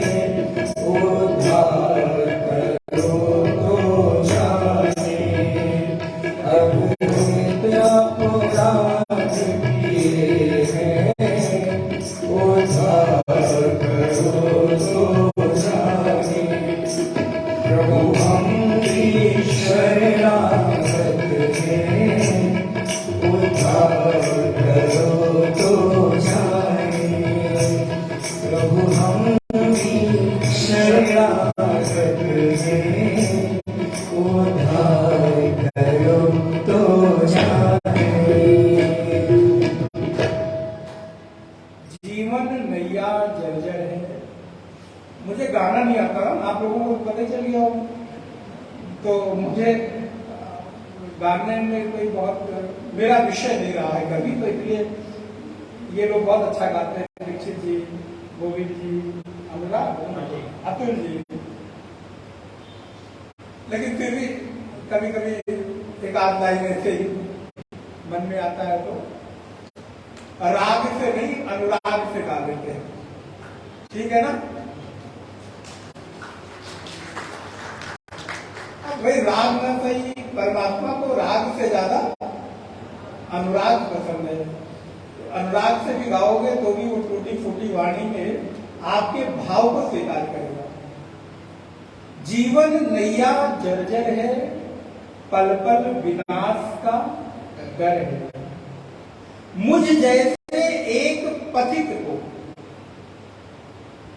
मुझ जैसे एक पथिक को प्रभु पार करो तो जाने, प्रभु गंभीर शरणागत हैं, स्वीकार करो तो जाने। क्या मुखलय विनय सुनाए। अब एक एक पंक्ति का भाव सुनिए। क्या मुखलय विनय सुनाए, प्रभु कैसे तुमको भाए, प्रभु कैसे तुमको भाए। अगणित अपराध किए, उद्धार करो तो जाने, स्वीकार करो तो जाने। और अंतिम लाइन, प्रभु पार करो तो जाने। अर्जुन कहता है प्रभु अब मुझे पार कर दो, उद्धार कर दो, स्वीकार कर दो, क्योंकि मैंने बड़ी गलतियां की है। पितासि लोकस्य चराचरस्य त्वमस्य पूज्यस्य गुरुर्गरीयान्। आपके जैसा इस संसार में कोई और नहीं है, मैं किससे अपनी गलतियां क्षमा करवाने जाऊं। आप ही क्षमा कर दो। भगवान कहते हैं अर्जुन चिंता मत करो, मैंने तुम्हें स्वीकार किया है। और मेरे भाई बहन, भगवान जब एक बार कहते हैं ना मैंने स्वीकार किया है, तो कभी त्याग करते नहीं। पहले तो वो अपना मानते नहीं, अपना मान लेते हैं तो कभी छोड़ते। अर्जुन कहता है प्रभु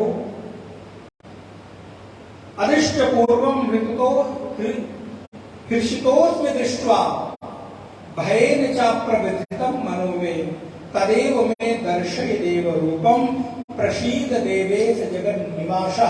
ये श्लोक पढ़ के पता मुझे क्या भाव आता है। भगवान वो सब कुछ बनने को राजी है जो आप बनाना चाहते हैं।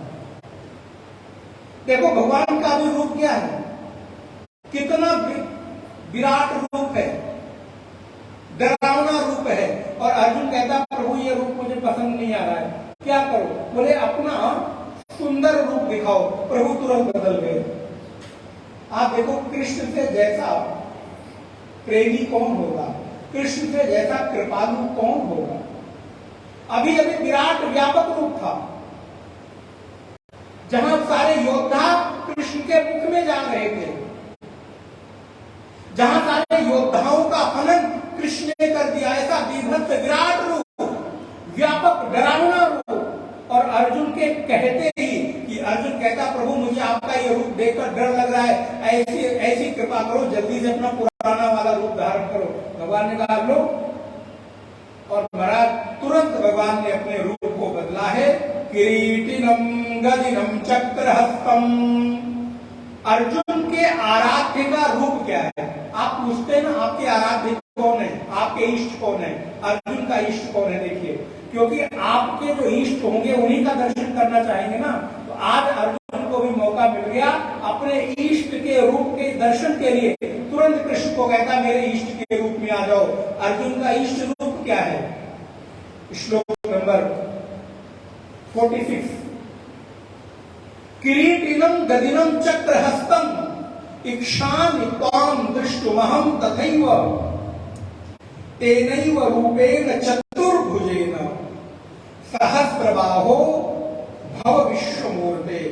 अर्जुन का आराध्य आद्य इष्ट रूप चतुर्भुज रूप है। प्रभु आप चतुर्भुज रूप में आ जाओ, अपने हाथ में शंख चक्र गदा हस्त पद्म धारण कर लो। भगवान कहते हैं रुको रुको तुरंत, और भगवान ने अपना रूप बदला है। श्री भगवान वाच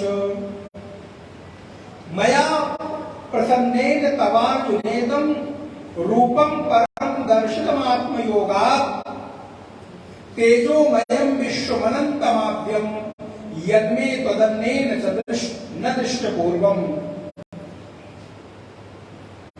अर्जुन अब तेरे को ऐसा रूप दिखाने जा रहा हूं ना, इससे पहले ऐसा रूप आज तक किसी ने नहीं देखा। यद्मे वदन्येन न दृष्टपूर्वम्, आज से पहला ऐसे रूप का दर्शन कोई और नहीं देख पाया है। मैं तुमको ऐसा अपना स्वरूप दिखाने जा रहा हूं। और सुन अर्जुन, न वेद यज्ञः अध्ययन न दानैः न च क्रियाभिर्न तपोभिरुग्रैः एवं रूपः शक्य अहं निलोके द्रष्टुं त्वदन्येन कुरु प्रवीरः। मैं ऐसे रूप में किसी और के द्वारा आज तक देखा नहीं गया हूं। मनुष्य रूप में इस लोक में आज तक किसी ने मुझे ऐसा न देखा, न वेद के द्वारा, न यज्ञ के द्वारा, न दान के द्वारा, न क्रिया के द्वारा, न तप के द्वारा जैसा रूप तुमको मैं दिखाने जा रहा हूं। माते व्यथा मज विमूढ़ भावा दृष्ट्वा रूपम घोर मृदंगमेदम व्यपेत भी प्रीतमनाः पुनस्त्वं तदेव मे रूपविदं प्रपश्य। तुम मेरे शंख चक्र गदा पद्म इस रूप को देखोगे अर्जुन। और आज भगवान विराट रूप दिखाने के बाद, विश्व रूप दिखाने के बाद भगवान अर्जुन को चतुर्भुज रूप भी दिखाते हैं। तुलसी नारायण भगवान की। संजय उवाच, संजय महाराज धृतराष्ट्र को कहते हैं, धृतराष्ट्र देखो देखो अर्जुन की स्थिति, अर्जुन के ऊपर भगवान कैसी कृपा कर रहे हैं। अर्जुन उवाच, पाठ करिएगा। अर्जुन उवाच दृष्ट्वेदं मानुषं रूपं तौ सौम्यं जनार्दन इदानीमस्मि संवृत्तः सचेताः प्रकृतिं गतः। श्री भगवानुवाच सुदुदर्शमिदं रूपम् दृष्ट्वा नसि यन्मम देवा अप्यस्य रूपस्य नित्यं दर्शनकाङ्क्षिणः नाहं वेदैर्न तपसा न दानेन न चेज्जयः शक्य एवं विधो द्रष्टुं दृष्ट्वा नसि मां यतः भक्त्या त्वनन्यया शक्यः अहमेवं विधोऽर्जुन ज्ञातुं द्रष्टुं च तत्त्वेन प्रवेष्टुं च परन्तपः मत्कर्म कृन्मत्परमो मद्भक्तः संगवर्जितः निर्वैरः सर्वभूतेषु या समामेति पाण्डव। या समामेति पांडव। ओम तत्सदिति श्रीमद्भगवद्गीतासु उपनिषत्सु ब्रह्म विद्यायां योग शास्त्रे श्री कृष्णार्जुन संवादे विश्वरूप दर्शन योगो नाम एकादशोऽध्यायः।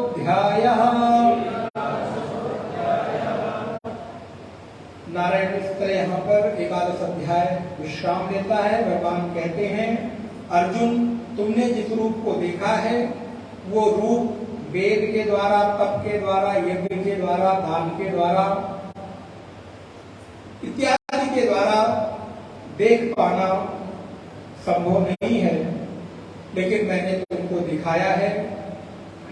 जो लोग अपना कर्म, अपना भाव मुझको समर्पित कर देते हैं, उनके जीवन का समग्र आधार मैं ही रहता हूँ।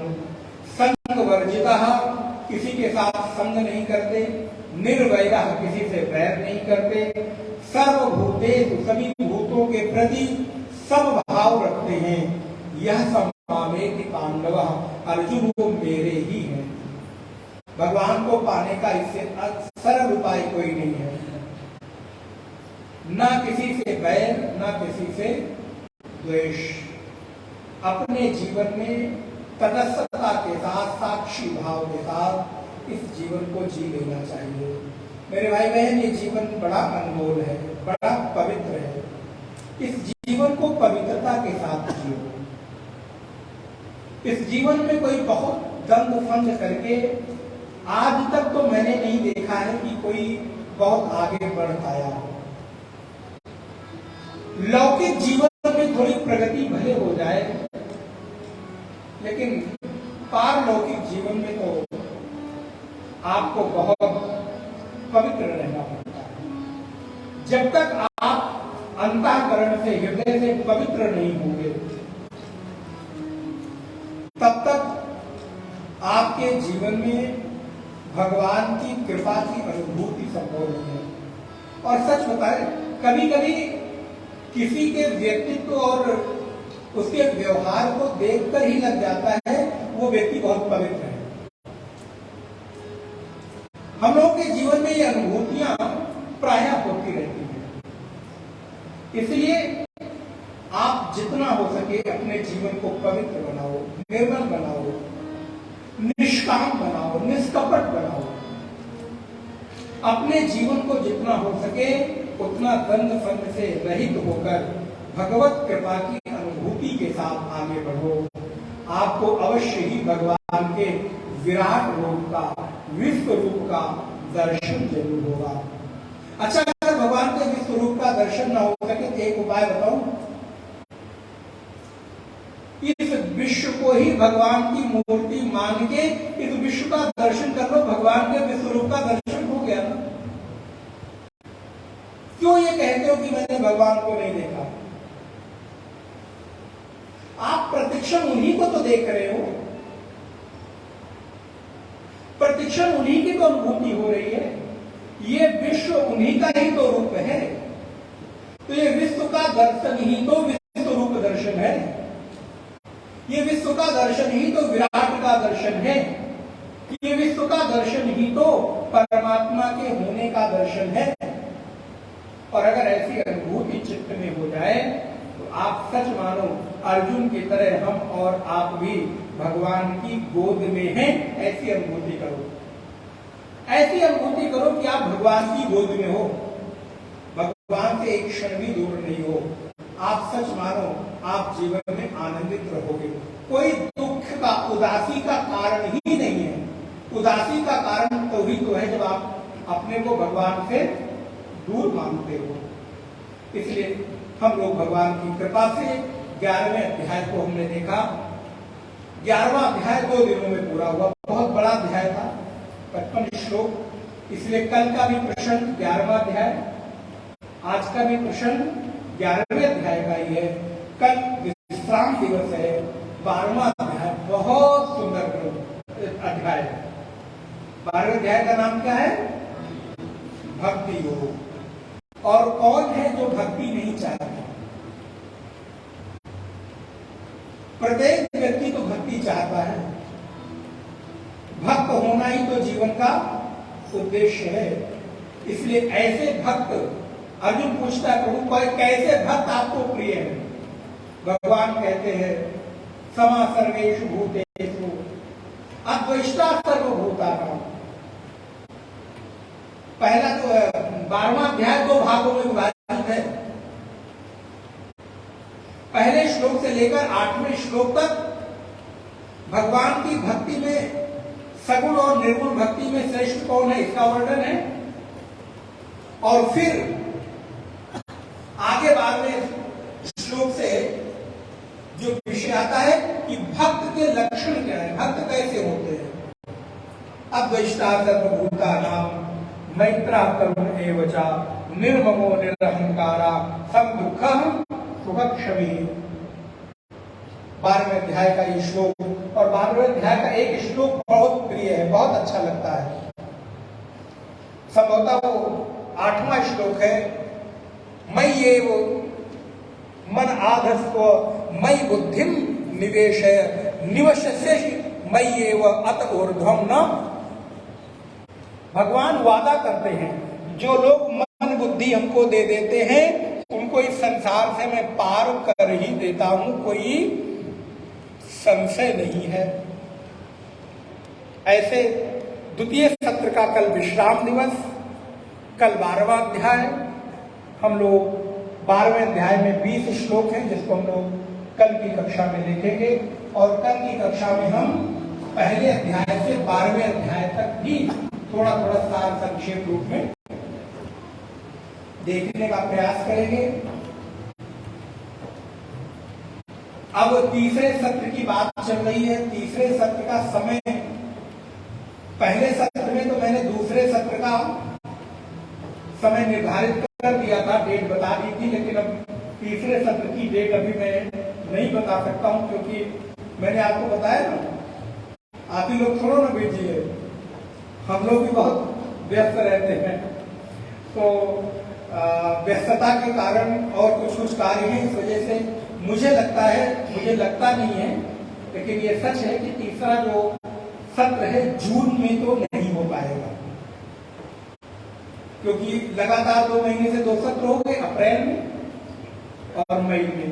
जून में तीसरा सत्र मैंने सोचा था मैं करके इस संकल्प को पूरा कर दूंगा, लेकिन ऐसा प्रतीत नहीं हो पा रहा है क्योंकि समय की व्यस्तता को देखते हुए और स्वयं को भी देखते हुए, पता शरीर है, हम लोग भी थक जाते हैं, बहुत भागदौड़ होती है। आप लोग को नहीं मालूम कितनी व्यस्ततापूर्ण दिनचर्या होती। एक दिन भी कभी समय नहीं निकल पाता, अपने काम के लिए नहीं निकल पाता। कभी कभी अपना काम चलता रहता है, अपने महत्वपूर्ण काम, कोई कागज निकालना है, कोई फाइल देखना है, कोई चीज करना है, वो नहीं हो पाता। तो जून पूरी व्यस्ततापूर्ण है। आप सबको मालूम है जून में जब हम आएंगे तो आपको जुलाई, संभवतः जुलाई में मैं कोशिश करूंगा कि जुलाई के पहले दूसरे सत्र में, दूसरे सप्ताह में इस सत्र को हम पूरा करें। तो आपको जुलाई के सत्र में कैलाश मानसरोवर की यात्रा का भी अनुभव भगवान की कृपा से थोड़ा बहुत सुनाने का अवसर हमको मिलेगा, क्योंकि जून की यात्रा भगवान ने चाहा तो कैलाश मानसरोवर की यात्रा हम लोगों की निर्विघ्नता पूर्वक पूर्ण होगी। ऐसी भगवती पराम्बा से भी प्रार्थना है कि वो इस संकल्प को पूरा करें। आप लोगों का जीवन मंगलमय हो। सभी के प्रति बहुत बहुत धन्यवाद, आभार, शुभकामनाएं।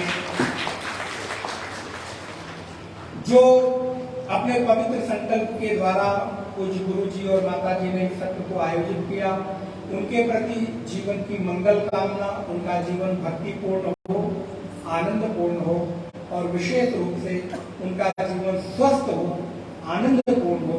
ऐसी भगवती पराम्बा के चरणों में मैं प्रार्थना करता हूँ। आने वाले सभी भक्तों के प्रति मंगल भाव धन्यवाद, आप आए, आपके कारण इतना सुंदर विचार करने का अवसर मिलता है। अतुल जी, गोविंद जी के प्रति मंगल कामना, अपने सहयोग से वो भी हम लोगों को आनंदित करते हैं। धर्मेंद्र जी के प्रति मंगल भाव, धन्यवाद कि हमें और आपको जोड़ने का काम भी उन्होंने ही किया। अन्य भी जितने भी सहयोगी लोग हैं, सेवक लोग हैं, सभी के प्रति मैं आशीष और मंगल भाव करता हूँ। आप सभी लोग बहुत बहुत मंगल कामना करता हुआ भगवान से प्रार्थना करता हूँ।